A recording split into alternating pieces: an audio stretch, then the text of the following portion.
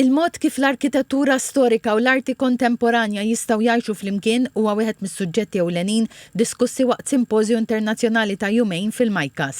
Għall-attività qed jattendu kuraturi, storiċi tal-arkitettura, soċjologi u akademiċi minn bosta pajjiżi biex jiddiskutu temi marbuta mal-wirt kulturali, l-iżvilupp urban u l-identità ta' stati żgħar. Fost il-kelliema l-kuratriċi internazzjonali Vicky Richardson li qalet li l-Majkas joffri kuntest uniku għal dawn id-diskussjonijiet minħabba l-mod kif l-arkitettura kontemporanja tiegħu hija integrata f'ambjent storiku. This kind of dynamic contemporary building but set within such an important historic context.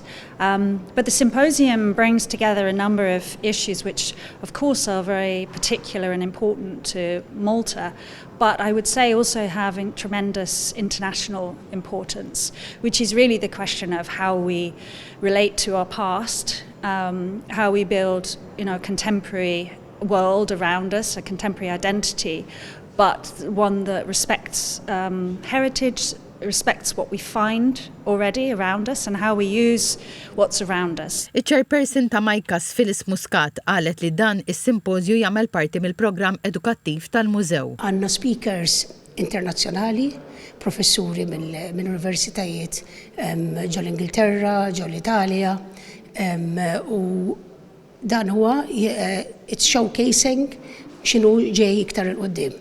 Aħna fil-programm tagħna nagħmlu ħafna attivitajiet u lectures u attivitajiet oħra għal-tfal matul is-sena, barra li nagħmlu open weekends ukoll fejn ikun hemm attivitajiet edukattivi u ħankomplu nispandu l-programm tagħna edukattiv. Il-Ministru għall-Arti, l-Kultura u l-Wirt Nazzjonali Malcolm Pola Ġużgalja qal inizjattivi bħal dawn jgħinu biex isaħħu l-pożizzjoni ta' Malta fid-diskussjoni internazzjonali dwar il-kultura, il-wirt u l-arkitettura. Mhux biss qegħdin naraw li kollna nies ta' din il-portata li jiġu ġewwa l-pajjiż, imma aħna fl-istess waqt ukoll qegħdin nesportaw din il-ġmiel arkitettoniku li għandna fl-istess waqt imħalta mal-arti kontemporanja mbagħad bil-pożizzjoni strateġika ta' Malta. U dak huwa lan tagħna li nkomplu nmexxu l-Malta l-qudiem u npoġġuha aktar dejjem aktar fiċ-ċentru tal-dinja fejn jidħol speċjalment arti arkitettonika, wirt arkitettoniku u ovvjament sintendi l-kultura.